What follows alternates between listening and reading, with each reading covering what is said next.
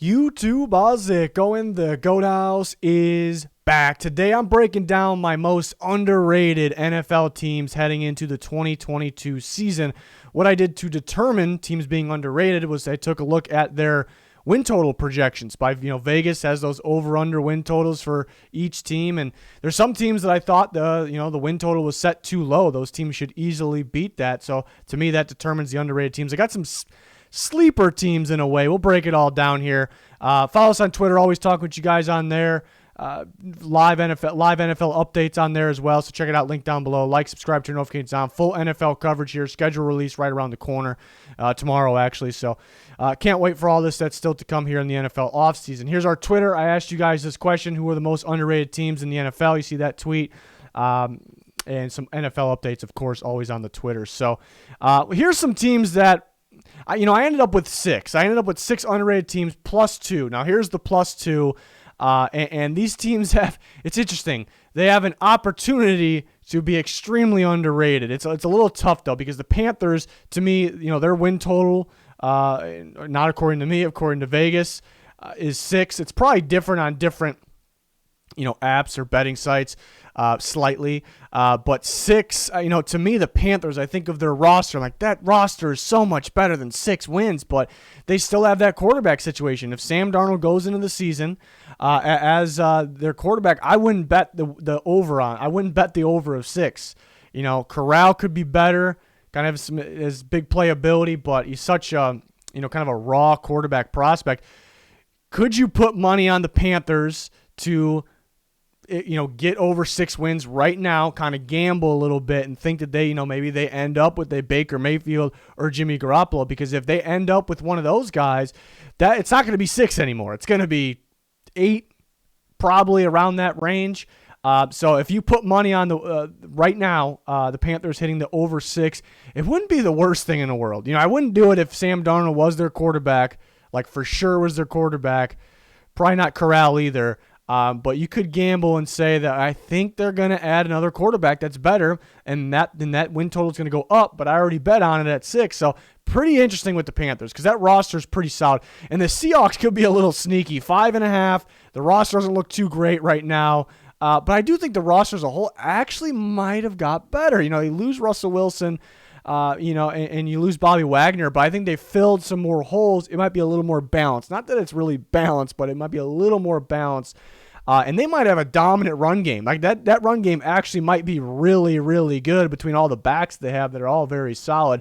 And they're always competing too. They're always trying to compete at least. So I could see a scenario where the Seahawks are maybe better than last year. As hard as that is to believe because, well, remember Russell Wilson was injured, came back a little bit too early off that injury. Very late season, it felt like they kind of figured out their play calling and what their identity is offensively, so maybe that can jump into this year. So these two teams it's a lot of risk to say they are for sure hitting the over, but they are very capable. And, if you're feeling dangerous on putting money on some overs on win totals, these are kind of those dangerous teams that if they solve this or that, they should hammer, they should crush that over. So those are just interesting teams here. But I ended up with 6. Number 6, I'm going to go with the Saints. Saints win total projection is 8. And it's a tough one because if I had to put a win total on the Saints myself, and people wanted to bet on my win total, I'd probably put it at 9, 9.5. So it's not too much over on what the actual projected win total is, but I'm feeling pretty confident about it at the same time because the Saints had 9 wins last year. They were injured. I mean, to say the least, they were injured. They get healthier this year. I felt like they made their team better as well because guys coming back healthy. Either they kind of had a win now draft. You lose Marcus Williams, you add Marcus May. I don't think that's really much of a. I don't think they're going to suffer in that area for that. But then you add Tyrann Mathieu as well and some other pieces. So Winston's back from injury. We talked about the injured guys. But so the Saints, looking at it that way, I think they should get that over that 8 win total. I guess the downside, the risk factor, Sean Payton's gone. They still have some in-house guys. I think they still should be a solid team. They still have the solid leaders that they have in there on that, in terms of players on that roster. So I like the over for the Saints here, and I think that makes them an underrated team. That it's only set at 8, and I think people kind of forget they were injured last year, and they were still right. They almost made the playoffs. They're right there. So I think a combination of their win total being set a little bit lower and kind of people forgetting like they were very beat up. They almost made the playoffs. Don't forget that. So that's why the Saints made this list for me. I know it's an interesting number that I had. Well, I had 8 total, but 6 is kind of a weird number for underrated. But I didn't want to force any to make it 10. These teams just feel underrated at this given time. It is early though. 5, I'm going to go with the Chargers, and people might disagree. I guess when you think about how the fans talk and maybe how the media talks, maybe not so much Chargers, because everyone is very well aware the Chargers are a sneaky good team. They're a very good team, and then they can be sneaky in terms of how much of a run they can make into playoffs. Some people go, they didn't make the playoffs last year, though. That was disappointing, so how much can we expect? They're known for blowing games. Brandon Staley made some bad calls. So I think in that aspect, people kind of hanging on to those theories and those labels for the Chargers, I think maybe they could be underrated. So team that won 9 games last year, they got a star quarterback that's getting better and better. I wish they did improve the receiver unit a little bit. They added Gerald Everett, so I consider tight ends in there. Why I say that is because they led the league in drops last year, 38 total, dropped a lot that were touchdowns. But then at the same time, I don't think they're going to drop the ball that many times again. Keenan Allen dropped the ball way more than Keenan Allen drops the ball last year. He's not going to do that. So I think they'll improve in that aspect. I think they'll be a little more effective running the ball as well. Offensive line should be coming together a little bit more. Slater was fantastic second year. Defense, big time upgrades on the defense. Secondary is going to be loaded. We're going to see them with at least 5 DBs out there. We're going to see a lot of teams are kind of gearing towards that 6 DBs out there at once. It's getting weird out here, but they're going to do it. They're stacked in the secondary. So basically, this roster got better. Young guys are going to continue to get better. Brandon Staley is going to get better from his mistakes, and who knows, he may gamble again, and at any given time, those gambles could actually work. He can have more conversions than not compared to last year. And you look at the win total at 10, I think, this team, it's tough because they're in the AFC West, but this team to me feels like a possible 12-win team here, maybe more. And remember, everyone's playing one extra game since last year. That was news. So I think the Chargers should hit that 10. I really do. And I think people label them the disappointing team that probably should make the playoffs but didn't, and then Brandon Staley's going to blow some things there, and maybe they'll drop the ball as many times as last year. I don't think so. I'm going to say I don't think so. I think this team's improved in many different ways from what they added and learning experiences across the board here. So, and they lost some tight games last year they probably should have won, whether it's a red zone penalty. How many illegal man downfield did they have in the red zone? A drop ball in the red zone. Brandon Staley kind of gambled. It didn't really work out. They kind of struggled against teams that ran a lot of man coverage last year. I think they'll fix those things. Defense is upgraded. So I really like the Chargers this year. I think 10 is kind of making them underrated there. So maybe kind of a surprise team that made this list. 4, I'm going to go with the Ravens, another team kind of like the Saints. We talked about the Saints. People forget they were very beat up. I don't know if anyone's really forgetting the Ravens were beat up because they were very, very, very beat up. But yeah, I mean, they were before the year even started. It was ridiculous. So and by default, that team healthy, it's a very, very good team. It's better than a 9.5 win team.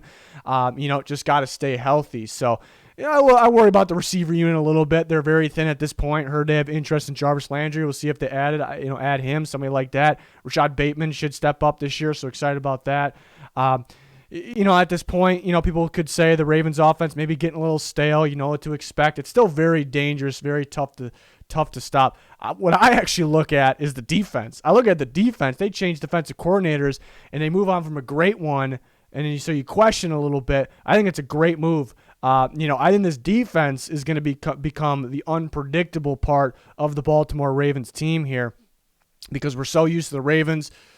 A lot of man coverage, blitzing, what's put them in a situation where they have to run zone, like, teams like the the Chiefs, the Bills, the Bengals. It's why the Bengals torched the Ravens last year, is because it's built to run man coverage. You cannot run man coverage against those teams like the Bengals. You cannot do it. You have to switch the zone. They weren't really built for that. They're not really experienced at it, and so that shows up. So now they changed this defense. I think we're going to see a little bit less blitzing, and we're going to see a mixture of coverages, not man, and I think not just man. I think Marcus Peters is back. He's familiar with zone coverage. Obviously, they had Kyle Hamilton. They had Marcus Williams. That's the key part. Those two safeties, your ability to mix up coverages, do different things, disguise some coverages as well, and run more zones. So teams aren't going to know what to expect. It's not the same old Ravens. So on top of everything I just said, it just feels like they're a much better than 9.5 win team. And I think the defensive part, kind of goes unnoticed. I think people are thinking they should be better than last year because they're going to get healthy, but the receiver situation and people maybe question the defense a little bit, but I think kind of there's some hidden things in there that will say why the Ravens are kind of underrated at this point, especially when looking at this 9.5 win total. Do I think they're going to murder this win total? Maybe not murder it, but they should definitely crush it here. 11 wins, I would set it. If I had to set win totals, I would set it higher than 9.5. So that's why I like the Ravens.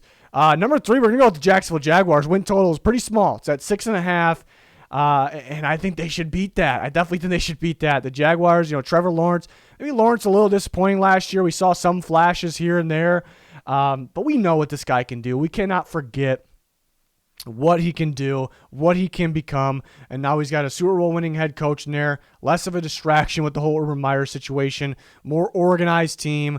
I think Trevor Lawrence should have a solid year, added better receivers as well. At this point, we're past the point of how much money they gave those receivers. People still want to rip them for that, but does that factor in on how they play on the field? To me, it doesn't. So they got better at receiver. They added receivers, obviously. People aren't going to know what to expect really from this offense. ETN coming back. They got a pretty good running back group there. So this offense should improve. I think a big season from Trevor Lawrence here. And defensively, I think they're going to do a heck of a job stopping the run. And they added pass rushers as well. And they're going to get unique with Trayvon Walker and Devin Lloyd. And they already have Josh Allen. A lot of young guys that are going to step up. So the defense is going to be great, anywhere near great, but it's going to stop the run first, which is important. And they could be a little sneaky there. So I think the Jacksonville Jaguars are going to be better than people think. I think I see people kind of rank the last year rookie quarterbacks, and they did it at the end of last year. Of course, you have Mac Jones at the top, and then it's pretty much any order because Davis Mills played pretty well, but they didn't really play the best there. And I think people kind of are staying with the rankings based off last year, which I think is a mistake. I see that a lot lately, and I think people forget that what Trevor Lawrence can do. I'm not saying he's going to be great here in year 2. I think he's going to be a lot better than last year. So I think the Jaguars will be effective and can be effective on either side of the ball. I think basically what I'm saying is I think there's going to be a game where the offense, there's going to be games where the offense wins. I think there's going to be games where the defense wins the game for them. So 6.5 seems pretty low. And you look at the AFC South too. We think the Colts should be better. I really think the Colts were better than their record showed last year anyway. So in terms of talent, I think they're probably around the same. Because to me, even though they blew it and they blew some games, it still felt like the Colts were kind of a playoff team. I think they're kind of still in that same range. Maybe have better execution. The Titans don't have A.J. Brown anymore. We know the Titans will be solid, but I don't think there's any guarantee they're going to win, the 12 wins or anything like that. I think they're kind of close to that 10 range. So the Jaguars, they could be sneaky. They could be coming there in that division. So I put them at 3. 6.5 is just too low. And number 2, I'm going to go with the New York Jets at 5.5 is very, very low. Not the easiest schedule, especially that where you would think it would be. Well, I shouldn't say schedule. I should say opponents because the schedule comes out tomorrow. But the Jets got a pretty good roster here, and I like the coaching staff. I like how they'll prepare these players. I trust Robert Saleh. I like the defense. They had a weakness in the secondary last year. They had injuries as well. Carl Lawson didn't play a snap. You improve in terms of your pass rush. Carl Lawson coming back and Jermaine Johnson. You improve in your secondary with the guys you added, led by Sauce Gardner in the draft, and some young safeties that I think will continue to step up. But it seems like the most important thing, especially recently in terms of the defense, is pass rush. Do you have guys that get after the quarterback? And they do, especially when you look in the interior, Quinn Williams, etc. And then coaching is actually a huge thing on defense because coaches will add more, different coverages, know how to disguise coverage, really know how to throw teams off pre-snap, and I think Robert Saleh knows how to do that. So I like their defense. Offensively, they added weapons. They have multiple weapons at the running back position. They have multiple weapons at the receiver position, multiple weapons at the tight end position. The offensive line is on the rise for sure. But it's got to be a little more consistent this year. But it's really on Zach Wilson, who we know he has the arm talent, and he has some sneaky athletic ability as well. Really, with him, he's just got to hit the layup throws. He was able to hit the downfield throws. He just kind of actually struggled on the wide open throws. And can he tweak something this offseason, or has he already done that to make those throws? And that's a added, how many wins on last year if we just kind of hit these throws a little more consistently. And he's missed some games, obviously. So it's really just on him. I think they're a much better football team when I evaluate this roster than 5.5 wins. So, and there's people that have kind of jumped on the Jets train, and I'm not fully jumping in like playoff, Super Bowl, nothing anywhere near that really, which could they be a sneaky team to fight for a wild card spot. Can't rule that out. But I haven't been one in the past. There's been random years where people are like, this is the Jets' year, and I have never done that. So I'm starting to kind of like where the Jets are heading here, finally here. So, and I've been accurate on them in the past. So I definitely think they beat that 5.5. And then number one, I'm actually going to go with the Washington Commanders here. 7.5 seems very low. And a big factor here is the opponents they play. In terms of strength of schedule based off the opponents, they have the easiest in the NFL. And the schedule layout is underrated. The schedule layout will definitely determine some more things. We'll see that tomorrow. But easy opponents for the most part. Not easiest. For the most part there. I'm not a big Carson Wentz guy. I haven't been a big Carson Wentz guy, but they add Carson Wentz. Technically, they get better. But what I do like, you can kind of compare Colts, Commanders. Colts implement a little bit more RPO game to fit Wentz when he comes in. It's kind of new for the Colts. Somewhat new last year. The Commanders already had that going, so this won't be talked about really by other people, in my opinion.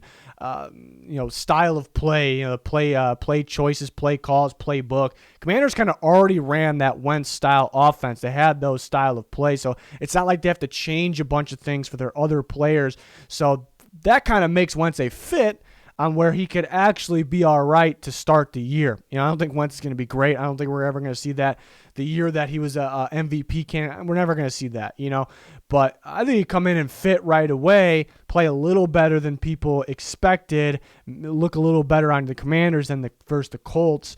So I think that's a possibility there. I like, they have weapons. John Dotson was a surprising little bit early pick, but he's a weapon. He's very good. He's underrated and route runner, contested catches. He's got that speed, so he's going to be solid for them. Defensively is a big part here for the Commanders too, because last year I predicted the Commanders to have the number one defensive football. I think a lot of you were with me on that, and we were wrong. I was dead wrong there. Their pass rush was very underwhelming, and they were just underwhelming as a defense in general. They picked it, and that doesn't mean they were bad. We just expected elite play. They started off a little, they picked it up at the end of the year though. So I'm expecting maybe a little bit more. I'm not going to predict them to be the number one defense. I learned my lesson, but I'm expecting a little bit closer, maybe more than a little bit closer to what we expected last year based on versus what we got last year. So I look at the roster for the Commanders. It's a pretty damn good roster. It's really on staying healthy and Wentz and what he can do. And, Wentz isn't going to go out there and win the Super Bowl. That's just my belief. I think a lot of people's at this point, but I believe that for some time. But I like this roster. And again, factoring in the strength of schedule opponents, 7.5 seems pretty low. I think this is a team that could, I wouldn't maybe predict them to win a lot more than 7.5, but that feels like a worst case to me. I guess very, very worst case feels like 7 for me. So that you would lose if you bet the over, but I'm just not counting on that. I'm thinking this team's going to win 8, 9, 10 games. I'm more thinking that 9, again, because you factor in the schedule, factor in the division they play in. And some of those teams got better, but the 9-10 range looks pretty good for the Commanders here. So they're at number one for most underrated. So I did base this off of the win totals, and these aren't my win totals, obviously. And we'll predict the whole season, who will win, who will finish where in each division. We'll record predictions game by game. Schedule's about to release, so we'll break all that down as well. So I'm excited to basically for the next few months to predict this upcoming NFL season in a variety of different ways like we do every year. So let me know your guys' thoughts on your most underrated teams. It doesn't have to be based on the win totals. It could be just based on that they're not getting talked about enough. Maybe on social media or the main media. So it could be based off that. We're always talking to you guys on Twitter. Always taking video ideas as well. Best way to contact us is on Twitter. Just tweet at us there. So check us out there. Like, subscribe to notifications on. That is going to do it for this one. Thanks for watching. Goodbye.